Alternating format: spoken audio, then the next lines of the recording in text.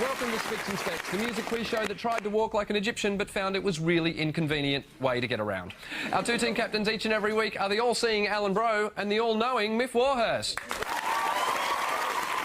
Alan's first guest tonight is a bass guitarist and vocalist who is one of the most influential contributors to British heavy metal music. He has been a member of Deep Purple, played with Gary Moore and Black Sabbath, and is now a successful solo artist with an autobiography on the way. Please welcome to the show, Glenn Hughes. Alan's second team member is an English comedian who says that 4 of her top 5 concerts were by Canadian rocker Bryan Adams. Don't worry if you don't think she's cool, because number 5 was Take That. Give it up for Sarah Millican. Mick's first guest tonight is an American singer-songwriter who has had a worldwide smash with the song I'm Yours and who encourages his fans to post false material about him on the internet. Yay. According to our research, he's one of Zambia's highest-paid female wrestlers. Please welcome Jason Mraz. Mick's final guest is an Irish comedian who says his new favourite film is the Australian classic The Castle, even though he has yet to see the last 20 minutes. Whatever you do, don't tell him that Mr. Kerrigan was a ghost all along. Please welcome Jason Byrne. Now, we often have a thing that happens on Spicks and Specks. We have musicians with different influences from different spheres of the music industry that come together. You'll be surprised. Really? Absolutely. Glenn, what were your influences? Growing up in the north of England in the 60s, anyone from my age group at school, 11, 12-year-old kid, was going to be into the Beatles. Of course. And the Beatles came, heard the Beatles, got into the Beatles, and I started listening to American music, like from San Francisco or Detroit, hence Stevie Wonder, Sly and the Family Stone, Marvin Gaye. And you throw those influences from the Beatles and black American music, and that's the core of my influences. Jason, on the other hand, first concert you ever went to? Was the breathtaking performance of One Milli and Vanilli. Whoa! You've asked your fans, we mentioned it before, you've asked your fans to post false information about you on the internet. Well, I really enjoyed the Wikipedia concept where people can create the new encyclopedia, and I noticed there was already a page created based on information of myself. So I just asked people to continue to add information to that. Give me the most fantastic life I've ever dreamed. Right. You know, I speak now many different languages. Recently, I read that I toured Australia as a ventriloquist. Maybe you guys saw that. That was great, John. Yeah. So can I just... 4 of your 5 best gigs are Bryan Adams. Yeah, I thought While I we're got talking away about with that. gigs, I thought, wait a minute, have you not seen any other bands?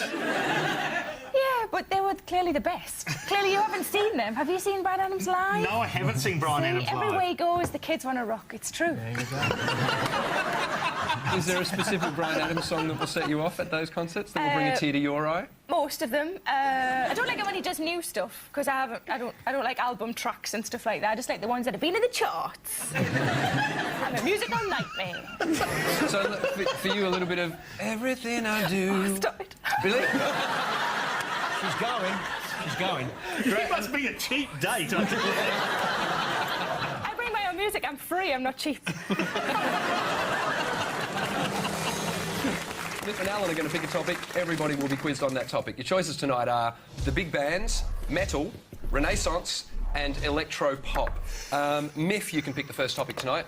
Electro-pop. Okie dokes. Alan? We'll have metal, thanks. Certainly. We'll start with electro-pop, though. Everyone on your buzzers? All right. Let's play Spicks and Specks. Your first question for 1 point. Name this kooky rising star of the electro-pop scene. Famous, yes? Lady Gaga. Yes, famous for the single poker face. Lady Gaga. First point to Miff. We're over now. For 2 points, Radiohead frontman Tom York released an electronic-leaning solo album. Name the album and... Yes? Oh, and The Erasure. Yes. Is the album. What is the and? I don't know. You're going to have to guess at what the and might And the have... rest of the What do you mean it's called The was- Erasure and? What's the and bit? What is the There's a and? second question. You asked us. I needed 2 things. I needed the name of the album, which is The Eraser. Yay! 3! And I needed something else, but because I didn't get the question out and you buzzed in, you have to guess what it was that I might have needed. 16. 16. Is the answer 16? No, it's not. The rest of the question was, what year was it released? 2007. No, I'm going to go back to this side again. Let's say 2006. 2006 is the answer. What's the score? What's the score? Are we winning? We are. I know we are. We've only had 2 questions. I know, I never win. We never win. We'll never win. But yes, you are winning at the moment, Jason. Good. Enjoy it while you can. I know, but he's great. He's brilliant. 3 points for your final question. Listen to the following. Name all 3 electropop artists. I'm the operator with my pocket calculator. Oh, hello. Yes. It's Björk, Yes. Kraftwerk and the Ting Tings. Oh, 3 points, Alan Bro. It was Björk, Kraftwerk and the Ting Tings. On to metal. Have a look at this picture of Ronnie James Dio. Tell me what he's doing. Yes. He's throwing the devil's horns. Let's have a look. He's indeed throwing the devil's horns. Something I've never done, by the way. Really? I can't throw a horn to save my life. Could you do a Star Trek one instead?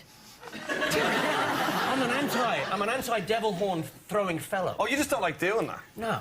Is it because of the connotations with Satan? Kind of. I read that he actually got that from his He grandmother. did. Like the gypsies would throw on somebody or something. Yeah, and you would do Some that and kind it of would like ward off evil spirits. Exactly. And that's what his grandmother used to do? Absolutely. True story. I think all people should start doing something that their grandma does. Just, At rock concerts. yeah. Just Bring up knitting. talk back. Just knitting. It's too loud! It's too loud! Next question. My granny does farted a lot. Sorry? She farted a lot. Really? She would get up to walk to her seat, and the farts used to throw her off course. Like, it's true. Like little jets. She'd walk up and go... like, you know, landing on the mill. You had to, I think she kind of knew what she was doing, but she was too proud to say, oh, that's me, or that's for yourself, or keep the change was what my dad used to say. I just have an image of him burying her in the coffin just hovering. Just come back out. Next question for 2 points. This is Iron Maiden. I need 2 things. The name of the song and the album it's from. Well, it sounded like it was Number of the Beast, but that would be too obvious, wouldn't it? No, it was Number of the Beast. Oh, okay. And what was the album? What do you mean it's the same name? Yeah, the albums have the same name. Yes, it is. 2 points out of 2. And it went to number 1 in the UK in 1982. Wow. Nice. Gee, they wore some tight jeans though, didn't they? Like Didn't they? really tight pants. Theirs were extraordinary. God, yeah. Did you go through that phase? Oh, yeah, still do. Yeah. Done you. Your final metal question for 3 points. Have a look at the following first letters of 3 metal bands beginning with M. Name each of the bands. Metallica, Megadeth, Motorhead. Yes, 3 points out of 3. Exactly right. At the end of the first round, the scores are Miff, Jason on 3 points, Alan, Glenn, Sarah in front, 9 points. Come on. Each team will be told an obscure fact with 3 possible endings. You have to tell me the correct ending. Alan, Glenn, Sarah, here is your fact. Talent booker and producer Al Dvoran's major contribution to music was A. Suggesting to Bob Dylan that he go electric, B. Coining the phrase Elvis has left the building, or C. Suggesting to George Harrison that the Quarrymen changed their name to the Beatles. Which of those is the correct answer? Looking at the name Al Dvoran, I'm thinking this has got something to do. I'm just throwing it out there with Dylan going electric. Did that mean that Bob Dylan before that just had, like, flames in his house? Is that what it means?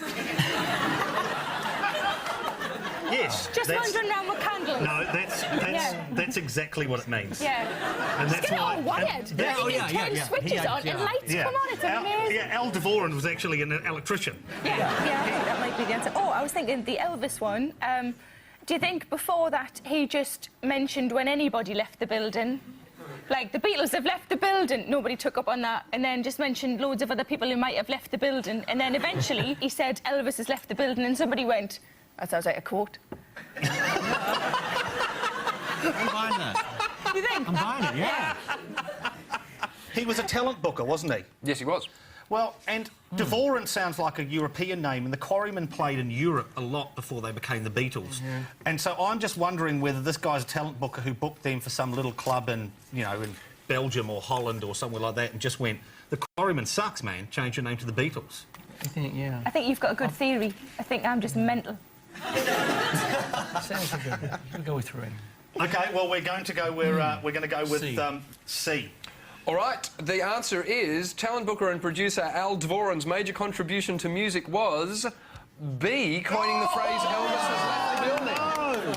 I was right. You were right, Sarah.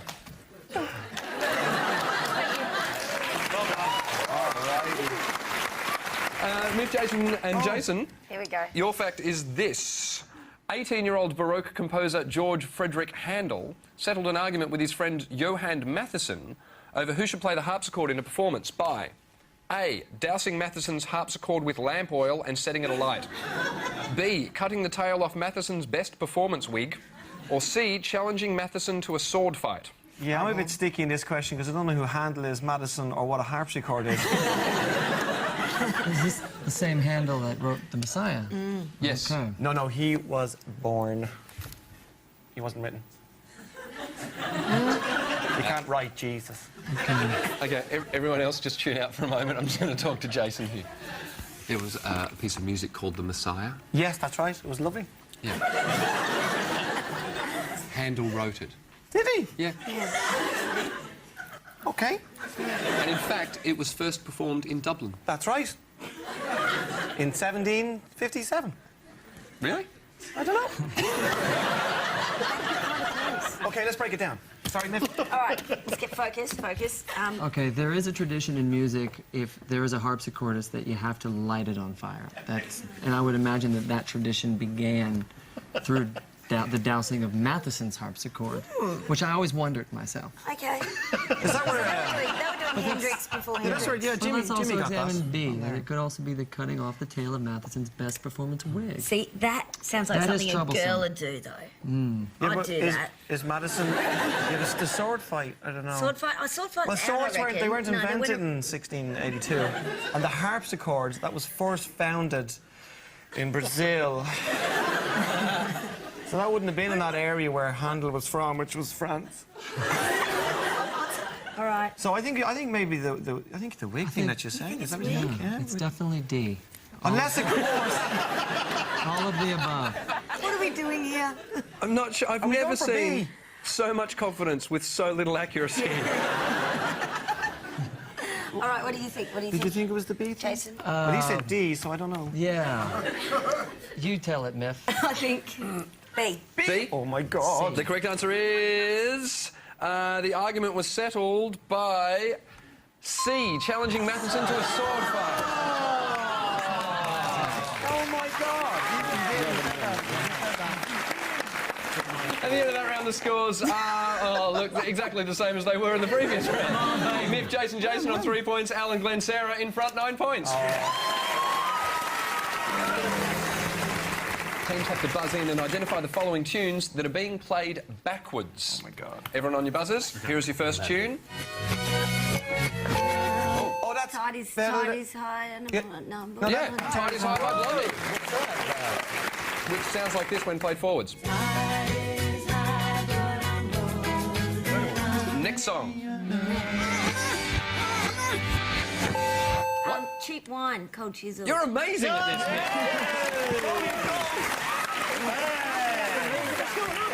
Forward sounds like this. Next song, please.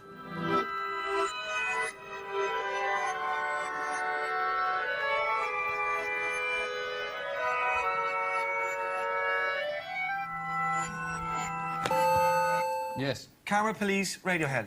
No. This side? Dance to the Sugar Plum Fairies. Yes, Alan Bro, it is.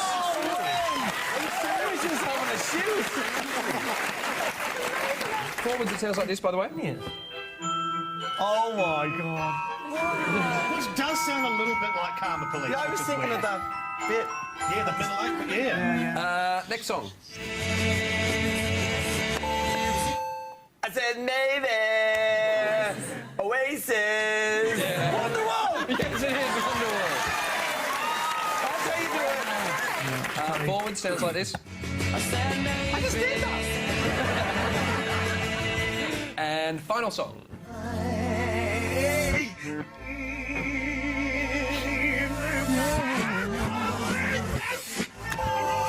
She's a very freaky girl. Yeah, all Right. right. Take home to mother. She's a super freak. Rick James. Super Freak by Rick James. It sounds like this, forwards. Oh, yeah! Oh, you're working it, girl. Talking to me? Yeah. What's going on? I just want to ask Super Freak Rick James. a question. I know that Sabbath and Deep Purple are hard rock bands. Yes. But a lot of bands of that era and of that ilk were talking about things being played backwards. Right. I remember a friend of We mine. did it, yeah. You did it? We did it, yeah. What messages did you put in? Because I've always wanted to ask I someone. can't tell you on this show. Come on. It was the thing that Linda Blair said backwards in The Exorcist. That's all I can say. And the track was Stormbringer, 1974. So if you play Stormbringer backwards, He comes in and he does this ad lib, but it's all. But he's saying, wow. Is that the first time that's been confirmed? Full on? Pardon? Has that been the first time it's been confirmed? Yeah. I'm excited. Yeah, an exclusive, my God. Yeah. All right, at the end of that round, let's do a score check. Oh, bit of a catch-up. Miff, Jason on 7 points. 3 behind Alan, Glenn, Sarah. 10 points. Not good. One member of each team will be singing well-known songs using the words of an unrelated piece of text. Your teammates have to identify those songs. Glenn, you'll be singing first for Alan and Sarah, and you'll be taking your lyrics from The 7 Keys to Colour Healing by Roland Hunt. Your songs are there. That's your book. Ladies and gentlemen, Glenn Hughes. You ready? Yeah. A simple mantra, a affirmation attuned to the color.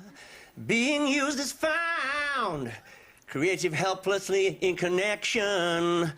This color of breathing is found to be most exhilarating and uplifting because it affects and expands the subconsciousness.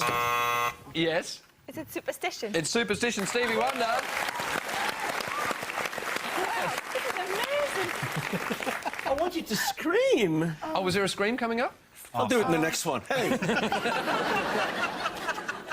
Fruits, parsnips, yellow peppers, golden corn and yams, banana, squash, melon, and pineapples, bananas, lemons, grapefruit, honeydew, melons and most yellow-skinned fruits and vegetables, typical diseases to which yellow rate movements all the groins, stomach troubles, indigestion, variety of complaints related there to constipation. Do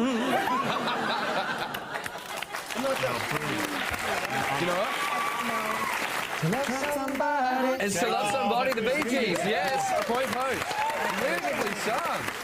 Final song. Typical diseases to which indigo ray, subjects prone to eye troubles, it knows complaints. Facial nerves are the following diseases, may be remedied by use of indigo. All diseases of the lungs, pneumonia, bronchitis, bronchial cough, whooping cough, asthma, nervous complaints, such as creeping palsy, infantile convulsions, and also the mental complaints. Derailing. Yes. A White Shade of Pale. Procol Harum. Yes, it is. Whiter Shade of Pale. Ladies and gentlemen, Glenn Hughes. Yeah. Thank you, sir. That was beautifully sung. Yeah, really So good. lovely. And you know what? Play it backwards. You'll find a fun message. American Jason, you'll be singing for Miff and Irish Jason. And you'll be taking your lyrics from the illustrated, hassle-free, make-your-own clothes book. That's your book. Those are your songs. Ladies and gentlemen, Jason Mraz. Let's do it. Anyone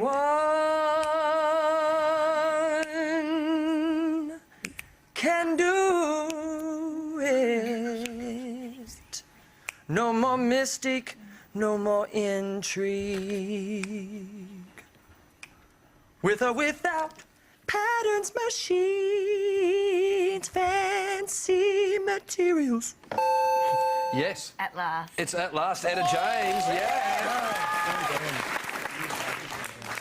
Sharon was in Formentera without a pair of shoes, and the sand so hot on her feet under the Porca March, and Julia's house was an abandoned pair of espadrilles with a hole in the toe. Know what I'm talking about? But they didn't dig the hole. She sewed it up with some wool. And Julia gave it a thought. She said, "That looks silly." Yes. I want you back. It's I Want You Back by the Jackson 5. Thank you very much. And final song, please. To ensure the proper breast shape, it's best to make a pattern first. Out of some old material scraps, cut an equilateral triangle. 6 by 6 by 6, if your breasts are bigger. Fly me to the moon. That's it. Fly Me to the Moon, Frank Sinatra. Jason Mraz. Can I read the rest of this? Do You mind? can indeed Cool, have the thanks. rest of that one. It's going to take you a while reading it like that. At the end of that round, the scores are very close now. Miff, Jason, 11 points, only one behind Alan, Glenn, Sarah, who are on 12 points.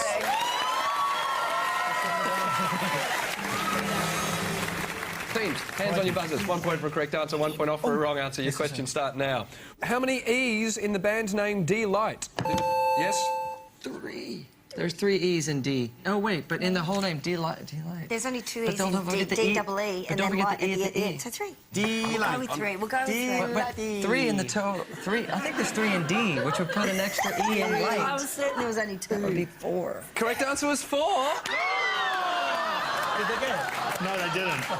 You didn't Get the points, but I get the glory. 3 after D and 1 at the end of light. I said that, look. Who founded Def Jam Records? Yes. Oh, God. Rick Rubin. Rick Rubin's one of the names I was looking for. Yes, I would have also Who was the accepted other one? Russell Simmons. Russell Simmons, that's right. Is an ancestor instrument of the modern oboe a shawm, a sham, or a shame? Yes. A shawm. Yes, it is a shawm. Oh, how does he know that? You don't know that. Well, even if I don't know it, it looks like I do now because I answered the question correctly. See, we could have had a go. Yeah. We could have done the same thing. Sure. Have a listen to this. Name the song. Yes. Come on, baby, light my fire. Yes, it is by The Doors. Excellent. After you two, who is the next biggest selling Irish artist? Yes. Anya. Yes, it is.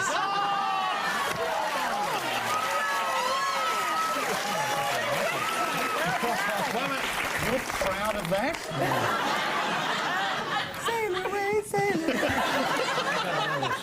True or false? Supermodel Kate Moss once sang vocals for Primal Scream. True, on a cover version of Some Velvet Morning. In which country was Igor Stravinsky born? Yes. Russia. Yes. Released in 1975, name Alice Cooper's first solo album. Alice Cooper sings the hits. Yeah, come on, give us. It was Welcome to My Nightmare. The Empyrean is the 2009 solo album of which member of the Red Hot Chili Peppers?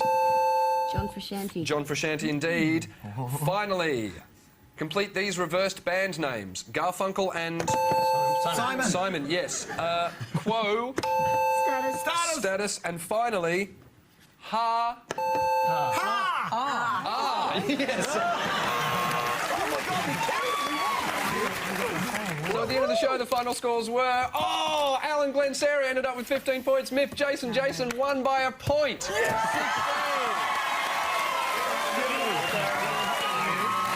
you please thank all our guests for tonight? Glenn Hughes, Sarah Milligan, Jason Mraz, and Jason Byrne.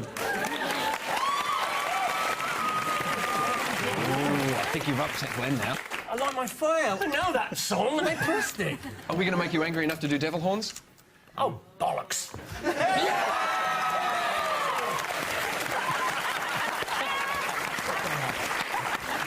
And would you please thank our two team captains, Alan Bro and Miff Warhurst. We leave you tonight with a clip from a metal band by the name of Rat. Now, you may have heard of thrash metal, hardcore metal, and even goth metal. This is an example of lame metal. Thanks for watching Spicks and Specks. My name's Adam Hills. Good night, Australia. Oh, yeah. Is that a man? What's the matter, woman? That's Tornicky Shane David's ex-wife, What's her You name? know her. and she was going out with that fellow there at the time. Really? Yes, Is that a man? Is that a man? it's a big man. Whose ex-wife was she? David Coverdale from Whitesnake, that's his ex-wife, who's dating at this particular time Robin Crosby, the guy with the big hair. I think that acoustic guitar needs like a Z on it or a bit of paint. Doesn't look very rock, does it? I want That's how you get women. Point at them. Oh, she's forgotten to put a top on. Do you know what? She also played Tom Hanks' wife in the movie Bachelor Party. Correct. Really? Yeah. Facts, boys. Yeah. I don't know music, but I know Tom Hanks. I don't think they're doing very well. You can't hear the crowd. Just pointing at them. Oh, there it is. There it is. He's been watching way too much David LaRock. I'm going downtown Oh, my tonight. God. Can you see what's going on in the pantle area? What's going on in the Pantel area? It's disturbing. Look, his acoustic guitar did get changed for a flying V. Oh, That's right. Yeah. oh. Yeah, not disturbing in a good way either. No.